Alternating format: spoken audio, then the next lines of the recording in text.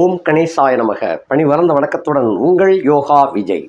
வரம் தரும் வக்கிர குரு தனுசு ராசி நேயர்களுக்கு என்ன யோகங்களை அள்ளித்தரப்போகின்றார் என்பதை பற்றி சுருக்கமாக பார்க்கலாம்.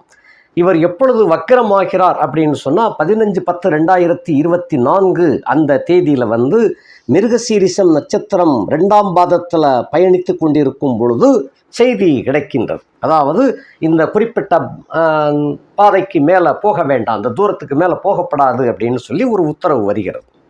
இந்த உத்தரவு மகாராஜாவான சூரிய பகவானிடமிருந்து அது வருகிறது. ஏன்னா அந்த சூரியனுக்கு குறிப்பிட்ட பாகைக்கு பிறகு அவர் போகக்கூடாது. இப்படி சில கிரகங்களுக்கு அது உண்டு. சூரிய சந்திரன்களுக்கு, ராகு கேதுக்களுக்கு தவிர மற்ற கிரகங்களுக்கெல்லாம் உண்டு, சந்திரனுக்கும் கிடையாது. ஆக இப்படிப்பட்ட அந்த உத்தரவு என்ன அப்படின்னு சொன்னால், ஏற்கனவே பலாபலன்களில் பாக்கி சாக்கிகள் இருக்கிறது, அதெல்லாம் சரி பண்ணிட்டு அதுக்கு அடுத்த உன்னுடைய பாதை பயணத்தை தொடங்கலாம் அப்படிங்கிறதாக அந்த உத்தரவு. எப்பயுமே இந்த கிரகங்கள் வக்கரிக்கும் பொழுது விட்ட குறை தொட்ட குறை அப்படின்னு சொல்லி ஒரு சில கணக்குகள் இருக்கும். அதெல்லாம் சரி பண்ணுவதற்காகத்தான் அந்த வக்கிரம் என்ற ஒரு கணக்கை அவங்க கொடுக்கறது. அந்த உத்தரவை மீறி அந்த கிரகங்களெல்லாம் நேருகதியாக பயணம் பண்ண முடியாது. அப்போ அந்த இடத்துல ஸ்தம்பனமாகி விடுகிறார்கள். இந்த ஸ்தம்பனமாகும் பொழுது தன்னுடைய நிலையை இழந்த நிலை, அதாவது தன் நிலை இழந்த நிலை, அப்படிப்பட்ட ஒரு கோப்பில் அவங்களுடைய பயணப்பாதை அந்த ஸ்தம்பனமாகும் பொழுது சில பல வேலைகள் சிலருக்கு ஒய்யார யோகமாக கொடுத்துருவார், சில பேருக்கு ரொம்ப தனிந்த யோகமாகவும் கொடுத்துருவார். அந்த கிரகத்தினுடைய ஆதிபத்திய விசேஷங்களை பொறுத்து அது அமையும். அப்படி அமையும் பொழுது சில பேருக்கு உச்சாணி கொம்பில் உள்ளவங்க அதள பாதாளத்துக்கும் போய்விடுவாங்க. அதள பாதாளத்தில் உள்ளவங்களை மேலே தூக்கி உச்சாணி கொம்பிலையும் கொண்டு போய் வைக்கக்கூடிய ஒரு கதையும் உண்டு. இதெல்லாம் அதாவது முற்பகல் செய்யின் பிற்பகல் விளையும் அப்படிங்கிறது போல் அந்த கதை. அந்த மாதிரி இது கதையல்ல, இதெல்லாம் வாழ்க்கையிலே நடந்து கொண்டிருக்கக்கூடிய ஒரு கருத்துக்கள், சம்பவங்கள். அந்த சம்பவங்களில் தான் அந்த அன்னைக்கு ஆடாத ஆட்டம் ஆடினாயா அன்னைக்கு படாத பாடு பட்டுருக்கான் அப்படின்னு சொல்லி சில பேர் பேசுகிறத கேட்கலாம். அந்த மாதிரியான சில சம்பவங்கள் நடக்கும். சில பேருக்கு நேற்று அப்படி கிடந்த வேலா இன்னைக்கு இவ்வளவு தூரத்தில் இருக்கிறான் அப்படின்னு சொல்லி அதையும் பேசுவாங்க. ஆக இரண்டு சாரர்களையும் சம பலன்களில் கொண்டு அதாவது அவரவர்களுக்கு தகுந்த பலாபலன்களை கொண்டு சேர்ப்பது, அதுதான் அந்த வக்கிரம் பெற்ற கிரகங்களுடைய கடமையாகும். அப்படிப்பட்ட கடமை இந்த குரு பகவான் செய்யும் பொழுது சில பேருக்கு ரொம்ப கீழே அதல பாதாளத்தை கொண்டு போக மாட்டார். இவருடைய தன்மை என்னன்னா சுபத்துவம் நிறைந்த ஒரு கிரகம். அது முழுக்க எந்த கோணத்தில் எந்த ஓரத்தில் பார்த்தாலும் அவரை பற்றி ரிமார்க் அப்படிங்கிறதே வராது. அப்படிப்பட்ட ஒரு கிரகம். மற்ற எல்லா சில பேர் ஆஃபீஸர்கள் இருப்பாங்க, அரசு அதிகாரிகள் எல்லாம் இருப்பாங்க, எத்தனையோ பேர் என்னென்னமோ பண்ணிக்கிட்டு இருப்பாங்க. ஒரு குறிப்பிட்ட ஒரு ஆஃபீஸரை அவர் அப்பளுக்கு இல்லாதவரியா, அவர் 5 பைசா கூட ஒரு கை நீட்டி வாங்க மாட்டார். 5 பைசாங்கிறது அந்த காலம். இந்த காலத்தில் ஒரு சிங்கிள் டீ கூட மற்றவங்க காசில் வாங்கி சாப்பிட மாட்டார். அப்படிப்பட்ட ஒரு சுத்தமான ஒரு ஆஃபீஸரியா அப்படிம்பாங்க. அப்படிப்பட்டவர் போல அதில் அப்படியும் மனுஷார்கள் இருக்கத்தான் செய்கின்றார்கள். நம்மவர்களே அது இருக்கத்தான் செய்கிறாங்க. அவர்களுக்காகத்தான் இந்த உலகம் ஓடிக்கொண்டு இருக்கிறது. அந்த புண்ணியத்தை சுமந்து கொண்டு ஓடிக்கொண்டு இருக்கின்றது. அதுபோல இந்த வியாழன் என்ற கிரகம், இந்த கிரகத்துக்கு பொன்னன் என்ற ஒரு பெயரும் உண்டு.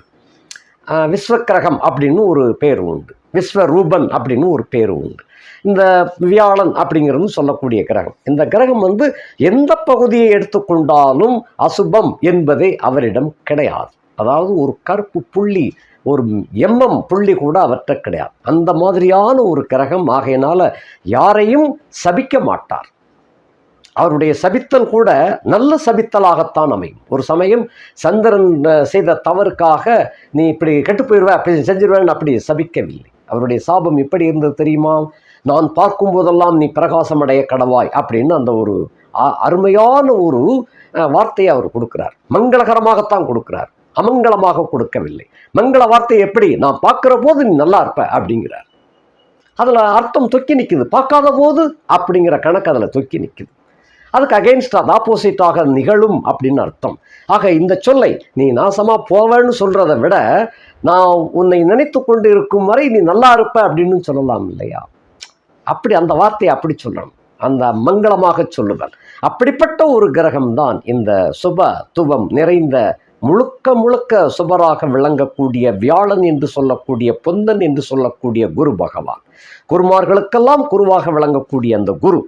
அப்படிப்பட்ட குரு இவர் 2/11/2024 மிருகசீரிஷம் 1ஆம் பாதத்துக்கு பயணப்பட்டு வந்துடார், திருப்பி வாரார். 1/12/2024 ரோஹிணி 4 பயணப்படுகிறார்.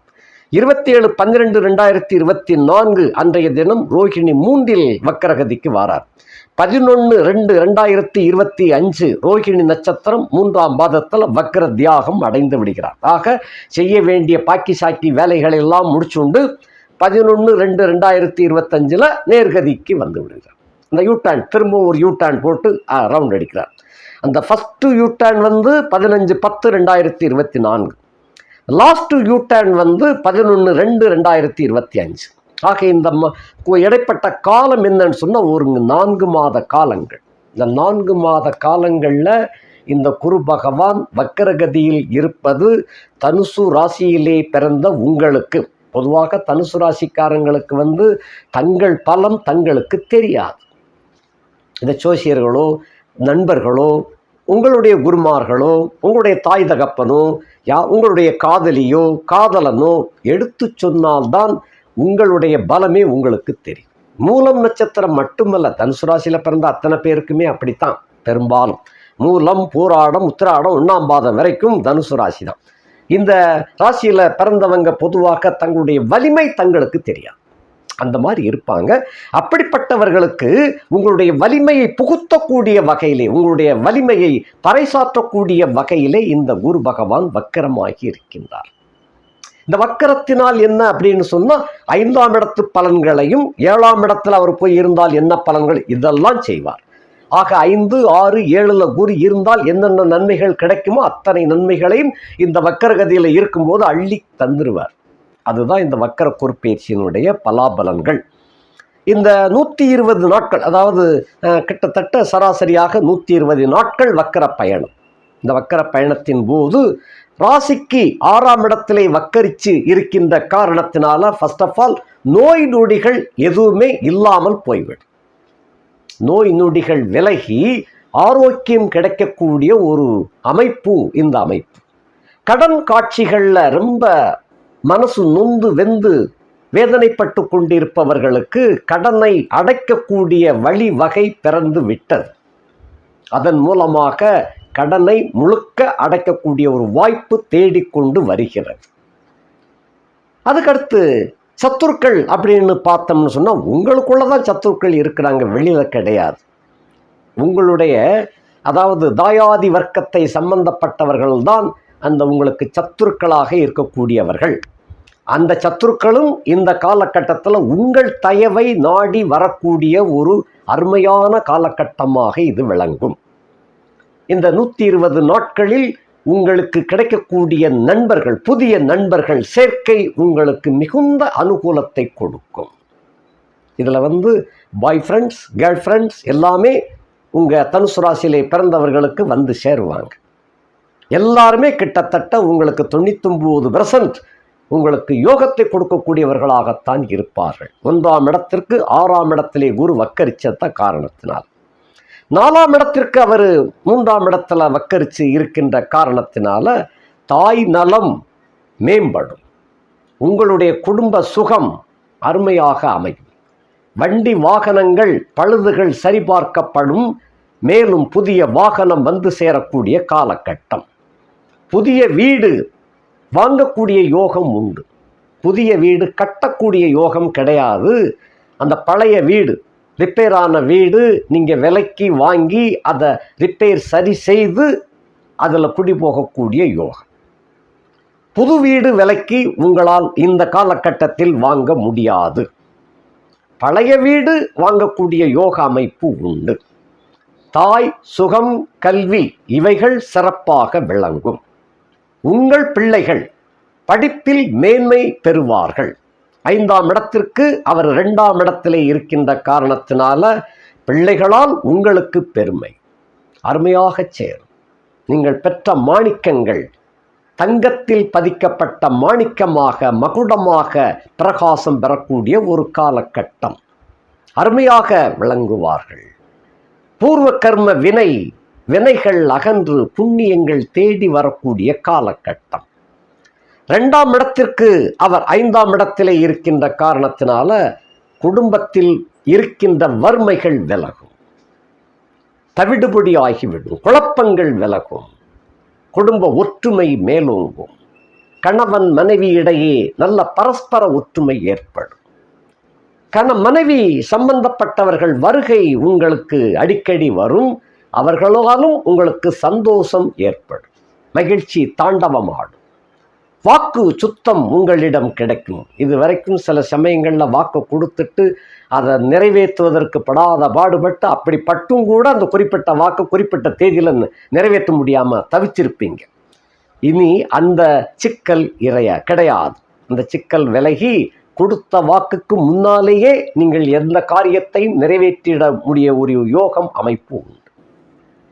தனம், குடும்பம், வாக்கு, தனநிலை மிகுந்த ஒரு வருமானத்தை கொண்டு வந்து சேர்க்கும். குடும்பத்தில் தனம் பெருகினாலே குடும்பம் ஆனந்தமாக விளங்கும். அப்படிப்பட்ட யோக அமைப்பு இருக்கின்றது. 3ஆம் இடத்திற்கு அவர் 4ஆம் இடத்திலே இருக்கின்ற காரணத்தினால தைரியம், வீரியம், பராக்கிரமம் இவைகள் சிறப்படையும். பணம் வந்துருச்சுன்னா எல்லாமே பின்னாலேயே வந்துடும் போலுக்கு. சகோதர ஒற்றுமையும் ஏற்படும். சகோதர ஒற்றுமை கொஞ்சம் காணாமல் போயிருந்துச்சு, அதெல்லாம் ஒற்றுமை ஏற்படும். அந்த 3ஆம் இடத்திற்கு 4ஆம் இடத்திலே இருக்கின்ற காரணத்தினால அதாவது பாச போராட்டம் வெற்றி பெறும். போக நிலைகள் நல்ல யோகமாக விளங்கும். நீங்கள் எப்படியெல்லாம் போகத்தை அனுபவிக்க வேண்டும் என்று நினைத்தீர்களோ தாம்பத்தியத்தை, அப்படியெல்லாம் நீங்கள் அனுபவிக்கக்கூடிய ஒரு யோக அமைப்பு வந்து விட்டது. புதியவர்கள் சேர்க்கையும் இதில் சேர்ந்து கொள்வார்கள். 3ஆம் வீடு நண்பன் அப்படின்னு சொல்லக்கூடிய ஒரு கணக்கு வரும். அடுத்தபடியாக 6ஆம் இடத்திற்கு அவர் 6ஆம் இடத்திலேயே இருக்கின்ற காரணத்தில், வக்கரமாகி இருக்கின்ற காரணத்தினால் 6ஆம் இடத்தினுடைய அமைப்பு மொத்தத்தில் துடைக்கப்பட்டு விடும். 7ஆம் இடத்திற்கு 12ஆம் இடத்துல இருக்கின்றார். 7ஆம் இடத்துல செவ்வாய் என்ற கிரகம் உலாவுகின்றார். அதுதான் இந்த இடம் என்னன்னு சொன்னால், சந்திரனுக்கு கோணத்திலேயோ சனிக்கு கோணத்திலேயோ செவ்வாய் அமரப்பெற்று, அதே சந்திரன் சனிக்கு 4ஆம் இடத்துல கேந்திரத்துல குரு வக்கரமாகி இருக்கின்ற நிலை உஜ்ஜயினி நிலை என்று பெயர். உஜ்ஜயினி அப்படின்னு சொன்னால் இதற்கு மேலே எதுவும் கிடையாது அந்த யோகம் அப்படின்னு அர்த்தம். அப்படிப்பட்ட ஒரு யோகம் கிட்டத்தட்ட 100 வருஷங்களுக்கு ஒரு தடவை தான் வரும். அப்படிப்பட்ட யோக அமைப்பு தனுசு ராசியில் பிறந்த உங்களுக்கு இந்த சனியும் குருவும் அள்ளி வழங்குகிறார்கள். குரு 6ஆம் இடத்துக்கு வந்தால் என்ன, 6ஆம் இடத்துல வந்து வக்கரமாகும் பொழுது யோகத்தை கொடுப்பார். இந்த சந்திரன் கரெக்டாக சனியோட சேர்ந்தே உட்காண்டார் அந்த வக்கரகதியின் போது. வக்கரமாகின்ற அந்த நேரத்தில் வந்து திரையோதசி திதியும் பூரட்டாதி நட்சத்திரம் 3ஆம் பாதத்தில் சந்திரனும் இருப்பார். ஆக சந்திரனுக்கு கேந்திரத்திலையும் வந்துட்டாரு, சனிக்கு கேந்திரத்திலையும் குரு வக்கரமாக இருக்கின்றார். அதே சமயத்தில் சனியும் வக்கரமாக இருக்கின்றார். ஆக பருத்தி புடவையாக காய்த்து புடவை கையில் கிடைச்சது போல அந்த அளவுக்கு யோகம் ரொம்ப சிறப்பாக இருக்குது. ஆகையினால 7ஆம் இடத்துக்கு 12ஆம் இடத்துல அந்த கிரகம் இருக்கின்றார். 7ஆம் இடத்துல செவ்வாய் இருக்கிறார். இந்த செவ்வாய் என்பவர் தான் உஜ்ஜயினி. போர்க்குணம் கொண்ட செவ்வாய் வந்து சகல காரியங்களிலையும் வெற்றி வாய்ப்பை கொடுக்கக்கூடியவர். எந்த துறை எடுத்தாலும் சரி, தனுசு ராசியில் பிறந்தவங்க உங்களுக்கு எந்த துறை எடுத்திருந்தாலும் சரி வெற்றி முழக்கம் விடக்கூடிய ஒரு காலகட்டமாக இந்த 120 நாட்களும் அமையும். அப்படிப்பட்ட யோக அமைப்பை இந்த சந்திரன், செவ்வாய், குரு, சனி 4 பேரும் சேர்ந்து கொடுக்குறாங்க. ஆகையினால் அதாவது சுப்ரீம் கோர்ட்டுன்னு சொல்லுவோம். அதுக்கு மேலே ஒரு தீர்ப்பு வேணும் அப்படின்னு சொன்னால் ஜனாதிபதி அப்படின்னு சொல்லுவோம். அவருக்கு மிஞ்சி எதுவும் கிடையாது. அதாவது அவருக்கு மிஞ்சி, அந்த ஜனாதிபதிக்கு மிஞ்சி எதுவும் கிடையாது. அவருக்கு தான் கடைசி உச்சபட்ச அதிகாரம். அதே போல தான் உஜ்ஜயினி அப்படின்னு சொல்லக்கூடிய யோகம். உஜ்ஜயினி என்றால் அனைவரையும் வெற்றி கொள்ளக்கூடியவன் அர்த்தம். உஜ்ஜயினி 8 திசைகளிலும் உங்களுக்கு மீறி எந்த செயல்களும் செய்ய ஒருத்தன் முடியாது. அப்படிப்பட்ட யோக அமைப்பு சகல துறைகளிலும் வெற்றி வாய்ப்பை கொடுக்கின்ற ஒரு அற்புதமான ஒரு யோக அமைப்பு தனுசு ராசியிலே பிறந்த உங்களுக்கு அமைந்திருக்கின்றது. இதெல்லாம் ஒரு கிடைக்கக்கூடாத ஒரு யோகம், கிடைக்க முடியாத யோகம், கிடைக்கக்கூடாதல்ல கிடைக்க முடியாத யோகம். அப்படிப்பட்ட யோக அமைப்பு இயற்கையாக வந்திருக்கின்றது. காற்றுள்ள போதே தூற்றிக்கொள்ள வேண்டியது உங்கள் கடமை. பகவானை நம்பணும், பகவானை சேவிக்கணும். வியாழக்கிழமை தோறும் குரு பகவானையும் அர்ச்சனை பண்ணுங்க. எல்லாம் தட்சிணாமூர்த்தியிலே போய் கூட்டமாக போய் நின்றுதீங்க. குரு நவக்கிரகங்களிலே உள்ள குருவுக்கும் அர்ச்சனை செய்ய வேண்டும். வியாழக்கிழமை தோறும் அவரை போய் வழிபாடு செய்யுங்கள். அர்ச்சனை பண்ணாட்டிலும் பரவாயில்ல, அங்கே போய் நல்லா சேவிச்சுட்டு மனசார மனமுருகி வேண்டி சேவிச்சுட்டு வாங்க. கெட்டதெல்லாம் கொடுப்பார் இந்த குரு பகவான். அள்ளி வழங்க காத்திருக்கின்றார். அப்படிப்பட்ட யோக அமைப்பு இதுவரையிலும் இல்லாத 100 ஆண்டுகளுக்கு ஒரு முறை கிடைக்கக்கூடிய அந்த யோக அமைப்பு தனுசு ராசியிலே பிறந்த உங்களுக்கு அமைந்திருக்கின்றது. பயன்படுத்தி கொள்ளுங்கள். அந்த யோக அமைப்பு வந்திருக்கின்றது. 7ஆம் இடத்துல 5க்குரியவன் 7ஆம் இடத்துல போய் உட்கார்ந்திருக்கிறதுனால புதியவர்கள் வரவு இந்த காலத்தில் உண்டாகும். புதியவர்களால் உங்களுக்கு சுகம், யோகம், லக்கு, அதாவது அதிர்ஷ்டம் இவைகள்லாம் உண்டாகும். அந்த மாதிரி அமைப்பு காணப்படுகின்றது. ஆகையினால இந்த புதியவர்கள் அப்படின்னா பாய் ஃப்ரெண்ட்ஸும் சேருவாங்க, கேர்ள் ஃப்ரெண்ட்ஸும் சேருவாங்க. ஒருத்தருக்கொருத்தர் இந்த யோகங்களை பரிமாறிக்கொள்ளக்கூடிய ஒரு வாய்ப்பு, அந்த போக சுகங்களையும் அனுபவிக்கக்கூடிய ஒரு வாய்ப்பாக இது வருகின்றது. அதிலும் எதிலும் வெற்றியாகக்கூடிய ஒரு காரிய கட்டமாக அமைந்திருக்கின்றது. அடுத்தபடியாக நண்பர்கள், மனைவி, கூட்டாளிகளால் உங்களுக்கு செலவுகளும் ஏற்படும். அந்த செலவுகளால் பெரிய வரவுகளும் உண்டாகும். அடுத்து 8ஆம் இடத்திற்கு அவர் 11ஆம் இடத்துல இருக்கின்றார். இந்த அவமானம், கேவலம், இம்சை, நோய் நொடிகள், தாக்கம் இவைகள்லாம் இதிலிருந்து விடுபடக்கூடியதாக அந்த குரு அந்த அமைப்பை பெறுகின்றார். வக்கரமாக இருக்கிறார். 11ஆம் இடத்துல வக்கரிச்சிட்டார். 9ஆம் இடத்திற்கு அவர் 10ஆம் இடத்துல இருக்கிறார். 9ஆம் இடத்திற்கு 9ஆம் வீடு என்பது சிம்மம், சிம்மத்துக்கு 10ஆம் வீடு குரு. அந்த 9ஆம் இடத்துக்கு 10ஆம் இடத்துல இருக்கின்ற காரணத்தினால தோப்பனார் வர்க்கத்தில் ரொம்ப பழைய நபர்கள் யாராவது இருந்தாங்கன்னு சொன்னால் பொதுவாக அவங்க ரிட்டையர்ட் ஆகக்கூடிய ஒரு காலகட்டம். அந்த 10ஆம் இடத்துல குரு, அதாவது நல்லபடியாக வேற எதுவும் சிக்கல் இல்லாமல் நல்லபடியாக விலகக்கூடிய ஒரு காலகட்டமாக அமைது. அதே போல் அந்த 10ஆம் இடத்துல அவர் போய் இருக்கின்ற காரணத்தினால், 9க்கு 10ல் இருக்கின்ற காரணத்தினால தோப்பனார் செய்த தொழில், வியாபாரம், உத்தியோகத்தை தனுசு ராசிக்காரர்கள் அப்படியே பின்பற்றக்கூடிய ஒரு அமைப்பு இந்த காலகட்டத்தில் தொடங்கிடும். ஆகையினாலே தோப்பனார் வழி வகையினர்கள் மூலமாகவும் உங்களுக்கு அனுகிரகம் உண்டாகக்கூடிய ஒரு கால தனுசு ராசிக்கு தோப்பனார் வழி மூலமாக ஒரு யோகம் ஐயா அப்படின்னு அதிசயமாக கேட்க வேண்டிய ஒரு கட்டம். அந்த யோகம் இந்த காலகட்டத்தில், அதான் நேரம் நல்லா இருக்கும்போது எல்லாமே கூடி வந்துருமா. நேரம் நல்லா இருந்துச்சுன்னா தேளு கூட கொட்டாதான், அது வாட்டு பார்த்துட்டு போய்கிட்டு இருக்குமா. அதே போல் உள்ள யோகம். அந்த மாதிரி அந்த பாக்கியாதிபதிக்கு, பாக்கிய ஸ்தானத்திற்கு அவர் 10ஆம் இடத்துல இருக்கின்றார். அதே போல் உங்களுடைய 10ஆம் இடத்திற்கு அவர் 9ஆம் இடத்துல இருக்கார். ரெண்டும் பரிவர்த்தனை போல. 10ஆம் இடத்துக்கு, அதாவது 9ஆம் இடத்துக்கு 10ஆம் இடம், 10ஆம் இடத்துக்கு 9ஆம் இடம். இந்த மாதிரி இருக்கின்ற காரணத்தினால தோப்பனார் வழி வகையில் அவர்கள் தோப்பனார் செய்த தொழில், வியாபாரம் அல்லங்கில் உத்தியோகம் இந்த சம்பந்தப்பட்டது இந்த தனுசு ராசியிலே பிறந்த உங்களுக்கு இந்த காலகட்டத்தில் நீங்கள் செய்து முடிக்கக்கூடிய ஒரு யோகமாக அது வருகின்றது. நீங்கள் ஜாட்சி எடுத்துக்கொள்ளக்கூடிய ஒரு யோகம். அது நீங்கள் ஜாட்சி எடுத்ததுலேருந்து அது மலமளமளன்னு அந்த சாபனம் வளர ஆரம்பிக்கும். அப்படிப்பட்ட ஒரு யோகமை. ஏன்னா 10ஆம் இடத்தே அவர் பார்த்துக்கிட்டு இருக்கார். 10லே சூரியன் இருக்கிறார், கேதுவும் இருக்கின்றார். இந்த 10ல் உள்ள சூரியனை வச்சுத்தான் இவருடைய உத்தரவில் தான் அவர் வக்கரமானார். ஆகையினால அந்த 10ஆம் வீட்டினுடைய பலாபலங்களை அள்ளி தருவார் இந்த சூரியன், கேது, குரு பகவான். அதோடு செவ்வாயும் அந்த வீட்டை நோக்கி கொண்டிருக்கின்ற காரணத்தினாலே சகல துறைகளிலும் உங்களுக்கு நல்ல யோகம், நல்ல வரவு, நல்ல ஆடம்பரங்கள், நல்ல பெருமை வாய்ந்த பேரும் புகழும் கிடைக்கக்கூடிய ஒரு யோக அமைப்பாக அமைந்திருக்கின்றது. 11ஆம் இடத்திற்கு அவர் 8ஆம் இடத்துல அப்படியே இருந்தார்னு சொன்னால் தான் வரவு கம்மியாகும். வக்கரிச்சதுனால கீழாக்க இறங்கி கொண்டிருந்த லாபங்கள் எல்லாம் மீண்டும் தலை தூக்கி நிற்கும். வருமானங்கள் பெருகணும் இல்லையா, வருமானத்துக்கு குறைவே இருக்காதுன்னு இருக்குது. அதனால் மளமளமளம்னு லாபங்கள் எக்கச்சக்கமாக பெருக தொடங்கிவிடும். மணற்கேணி தொட்டது மணற்கேணி போல உங்களுடைய லாப பெருக்கம் ஏற்பட ஆரம்பிச்சுவிடும். 12ஆம் இடத்திற்கு அவர் 7ஆம் இடத்துல இருக்கிறார். 12ஆம் இடத்திற்கு அவர் 7ஆம் இடத்துல இருக்கின்ற காரணத்தினாலையும் 12ஆம் இடத்துல சுக்கிரன் அமர்ந்திருக்கின்ற காரணத்தினால், வீடு கொடுத்த சுக்கிரனே 12 உங்கள் ராசிக்கு 12 தான் இருக்கிறாரு. 2 பேர் நேர் கோணத்தில் இருக்கின்ற காரணத்தினால சுகபோகங்களுக்கு குறை இருக்காது. எல்லா சுகங்களும் நல்லா அனுபவிக்கக்கூடிய காலகட்டம். ஒரு சுகர் பேஷண்டாக இருந்தால் கூட அதுக்கு ஒரு நல்ல மருந்து கிடைக்க பெற்று நல்ல இனிப்புகள் எல்லாம், பழங்கள் எல்லாம் நல்லா சாப்பிடக்கூடிய ஒரு காலகட்டமாக வந்திருக்குது. நல்லா பயன்படுத்திக்கங்க. அதாவது இந்த யோக அமைப்பு வந்து ரொம்ப சிறப்பாக இருக்குது. சுகர் பேஷண்ட் கூட குணமாகக்கூடிய ஒரு யோக அமைப்பில் வந்து இந்த அருமையான யோக அமைப்பு வந்திருக்கின்றது. ஆகையினால கிரகங்கள் உங்களுக்கு ரொம்ப சாதகமாக செயல்பட போகிறாங்க. இந்த காலகட்டத்தை நழுவ விட்டு விடாதீர்கள். நீங்கள் இந்த வீடியோ கேட்டதிலிருந்தே வியாழக்கிழமை தோறும் உங்களுடைய நவக்கிரகங்கள் உள்ள குரு பகவானுக்கு அர்ச்சனை பண்ணுங்க. வியாழக்கிழமை தோறும் உங்களுடைய குலதெய்வத்திற்கு போயிட்டு வாங்க. அங்கே சென்று வந்து அன்னதானம் பண்ணுங்க. குலதெய்வத்து கோயிலில் போய் அன்னதானம் பண்ணுவது ரொம்ப ரொம்ப சிறப்பாக இருக்கும். உங்கள் குலம் வந்து தலைக்கும். உங்களுடைய பிள்ளைகள் சந்ததிகள்லாம் மேலும் மேலும் நல்ல வளர்ச்சி அடையக்கூடிய ஒரு காலகட்டமாக இந்த குரு பகவான் அருளாசி வழங்குவார்.